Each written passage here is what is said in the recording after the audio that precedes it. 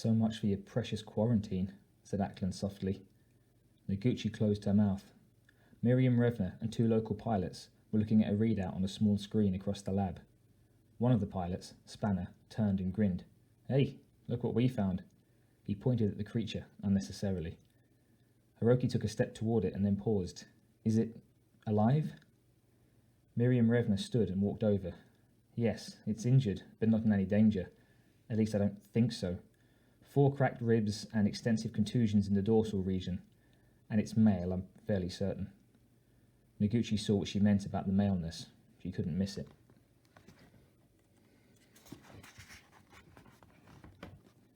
The thing was a giant, maybe 2.5 meters tall, humanoid, but its head like some sort of mutated crab.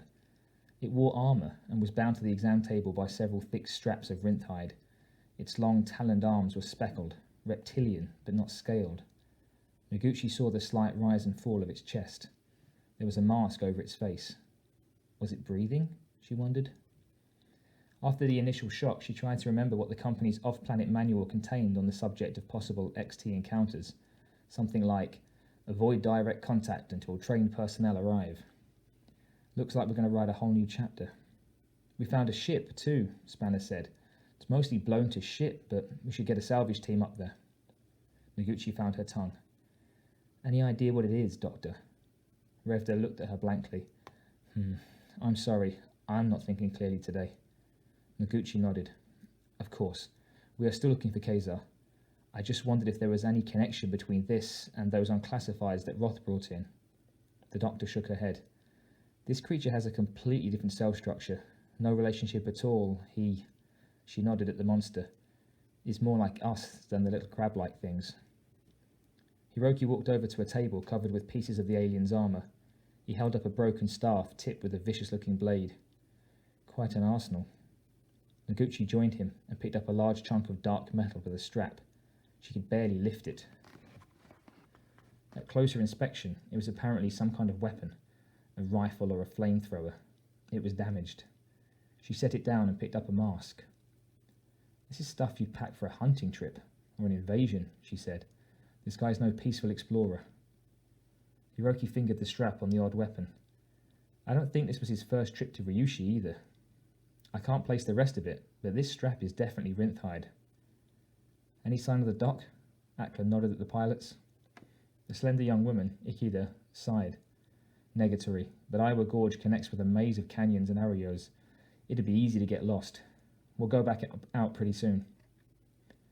There was a small shield of some kind with the other weaponry, a plate-sized disc with a strange-looking creature etched on it. Noguchi ran a finger over the blackened metallic substance. The drawing was the head of an unknown animal or bug, an elongated skull with sharp teeth and no eyes. She traced the outline thoughtfully. There was something familiar about it. Was it a dream? It was dark and hot. She looked again at the unconscious alien and shuddered. Maybe Doc Revner hadn't got lost. There was a scream from outside, followed by a crash. Noguchi started. What now? She and Hiroki ran to the door together with Ackland behind them. A flyer had slammed into the transmitter building directly across from the med center.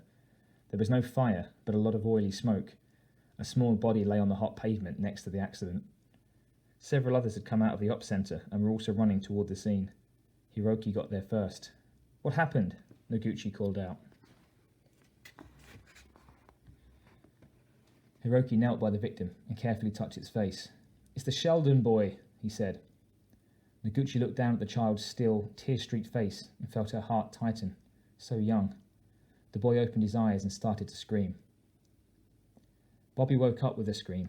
It was hot, the air smelled burnt, and his parents. He sat up quickly and looked around. He was in Prosperity Wells.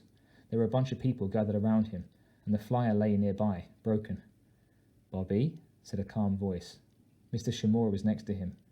Are you hurt? Monsters, he whispered, and he started to cry.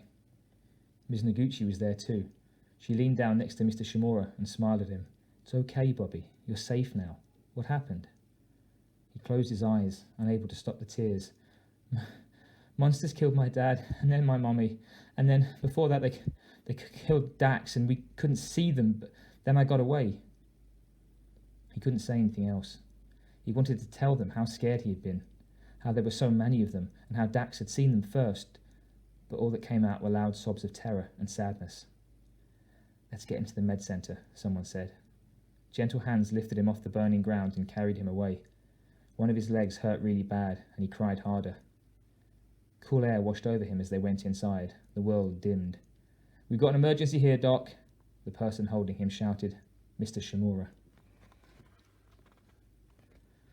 Bobby opened his eyes and looked past Dr. Revner at the medical room, and he started to scream again. Just like the tears, he was unable to stop.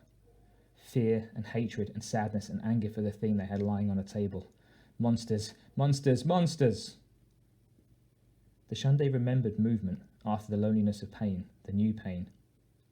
Once he had opened his eyes and seen that he was indoors, in a moving ship. There had been heat and then cool, and strange animal sounds.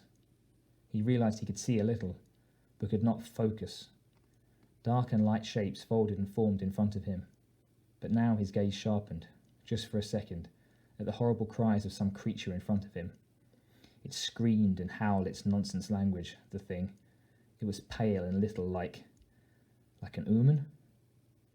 The Chande sank back into the quiet darkness. Fear fought to rise in him. He was caught by monsters.